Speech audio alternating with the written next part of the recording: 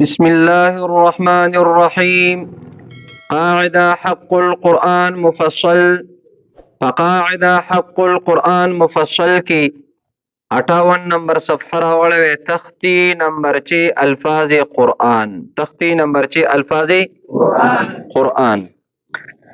پشپغم نمبر سبق کې الفاظ او کلمې د قرآن شروع کی. نو مناسب دا دی چې د شپږم نمبر تختی نه وړاندې د وقف اقسام او پیژندلی شي او د وقف لغوي او اصطلاحي تعریف او پیژندلی شي. وقف په لغت کې ادریدو ته ویل کی. وقف په لغت کې څه ته ویل کی؟ ادریدو ته ویل کی. او وقف په اصطلاح کې قطع الصوت مع النفس واسکان المتحرک ان کان متحرکا ته ویل کیږي.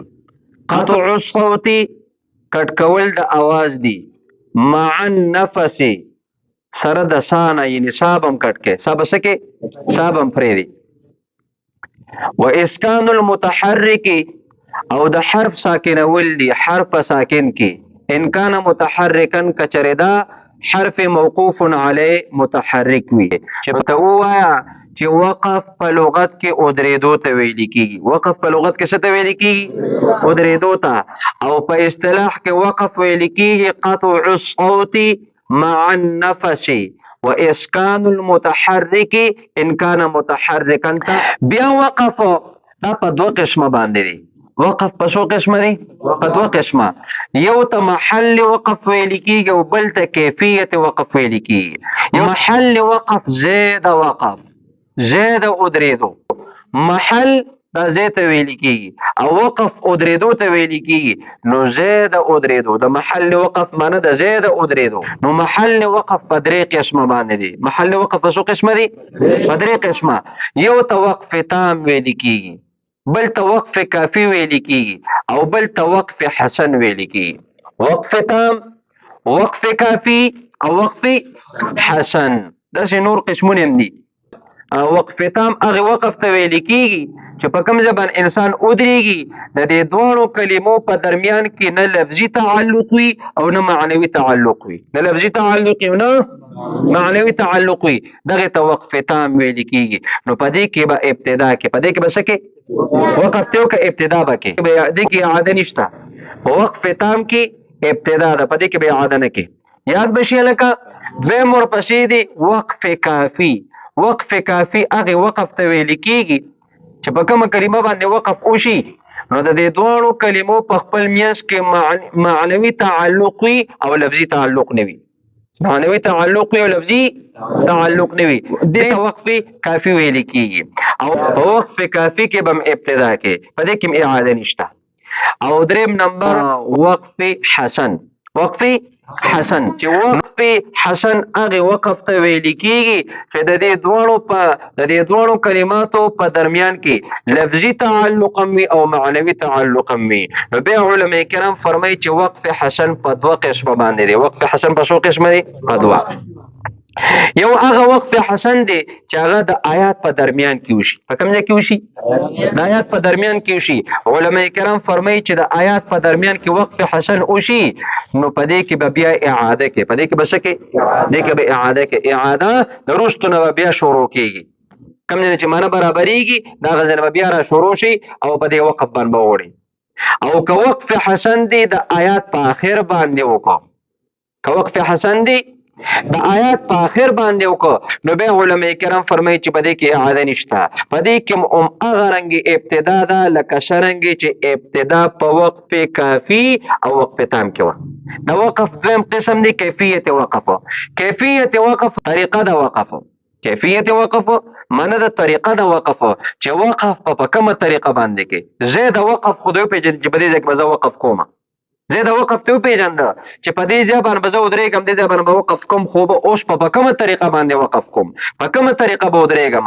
نو کیفیت وقف دا په خپل کور کې په 15 قسمه باندې دی. په څو قسمه دی؟ په 15 قسمه. یو قسم وقف بالسکون. دویم قسم وقف بالاسکان، دریم قسم وقف بالابدال، څلورم قسم وقف بالروم او پنځم قسم وقف بالاشمام.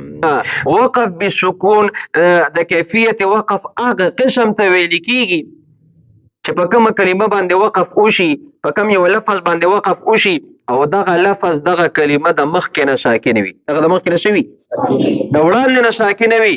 لکه قرآن کې الله فرمایي فصل لربک وانحر، نو وانحر د دې په آخر کې را د وړاندې نه ساکن ده، نو که په دې باندې وقف وکړو، په دې باندې ودرېدې، نو دې ته وقف بالسکون ویل کېږي. دې ته څه ویل کېږي؟ وقف بالسکون. وقف بالاسکان د کیفیت وقف هغه قسم ته ویل کېږي چې په کوم یو حرف باندې وقف وکړل شي، دغه حرف د وړاندې نه ساکن نه وي بلکې دا متحرک وي، دا شوي متحرک کی او ته قصدن عمدن ساکن کی، یعنی حرف متحرک ساکن کول په وقف سره، حرف متحرک په وقف سره ساکن کول دغه ته وقف بالاسکان ویل کی. دغه ته څه ویل کی؟ وقف بالاسکان ویل کی.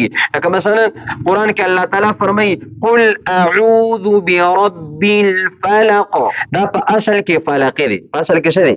فلق دی. د قاف د لاندې زیر راغلی، د قاف د لاندې څه راغلی دی؟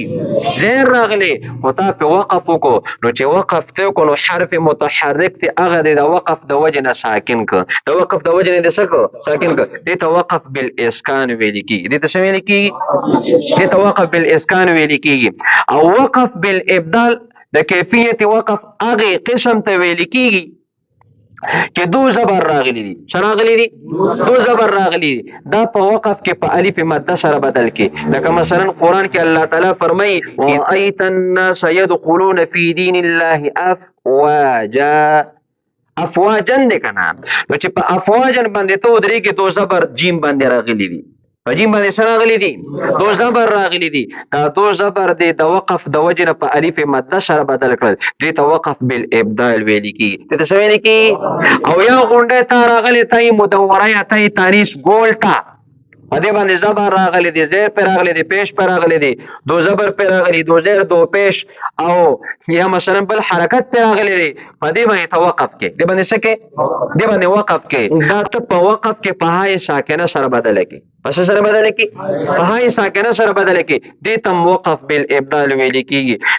لکه قرآن مجید کې الله تعالی فرمایي القارعه، نو په دې باندې اوس وقف کې ودرېږي پې، نو ته به وایې القارعه، هغه غونډې ته دی یا ګول ته هغه دې په های ساکنه سره بدل کړل، دې تم وقف بالابدال ویل کیږي. نو داسې ووایه چې وقف بالابدال هغې وقف ته ویل کیږي چې دو زبر په وقف کې په الف مده سره بدل کې، او غونډې تا یعنی تی مدوره یا تی تانیث دا په های ساکنه سره بدل کی، دیتا وقف بالابدال ویل کی. دیتا څه ویل کی؟ وقف بالابدال. څلورم نمبر قسم دی وقف بالروم. وقف بالروم.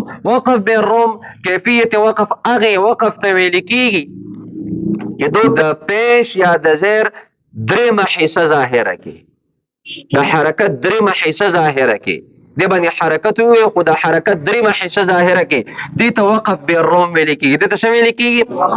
وقف بالروم. او وقف بالاشمام هغې وقف ته ویل کېږي چې د کلمې په آخري حرف باندې پیش راغلي. څه پې راغلي دي؟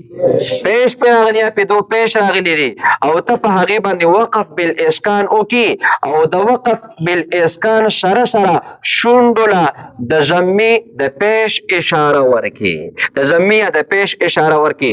لکه قرآن مجید کې الله فرمایي نستعین، نو دا نستعین دی، نون باندې پیش راغلی دی، نو ته پې وقف وکړي، دا نون ساکن کې، او د دې سکون سره سره ته شونډو له د پیش اشاره ورکړي. ما ته وګوره نستعین، دې ته وقف بالاشمام ویل کېږي. دې ته څه ویل کېږي؟ وقف بالاشمام.